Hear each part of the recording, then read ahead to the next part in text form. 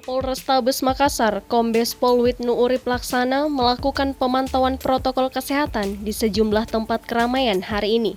Salah satunya di Pasar Pak Bayeng-Bayeng Barat, Jalan Sultan Alauddin.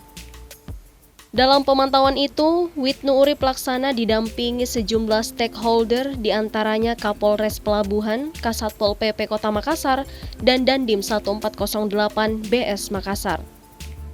Saat melakukan pemantauan, aparat masih menemukan beberapa pedagang yang tidak mematuhi protokol kesehatan. Salah satunya tak memakai masker. Pedagang yang tak memakai masker diberi imbauan dengan langkah persuasif serta diberikan masker oleh petugas. Wisnu Urip Laksana mengatakan ada tahapan yang diberlakukan dalam rangka penegakan protokol kesehatan, termasuk langkah persuasif serta memberikan pemahaman kepada masyarakat akan pentingnya menerapkan protokol kesehatan.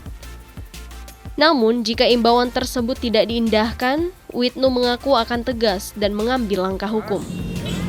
Dalam rangka menerapkan protokol kesehatan ini apabila imbauan-imbauan kami, kemudian sosialisasi, langkah-langkah persuasif yang kami lakukan tidak diindahkan, tentu akan ada langkah-langkah penegakan hukum yang akan kita terapkan ke masyarakat, ya, oknum masyarakat, ya, yang dia terutama yang dia menciptakan kerumunan, Oke? Seperti apa itu Pak penegakan hukum seperti apa?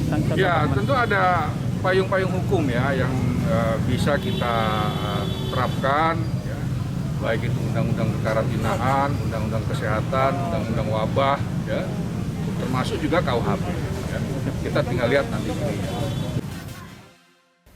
Dari Makassar, Suparman, Fajar.co.id melaporkan.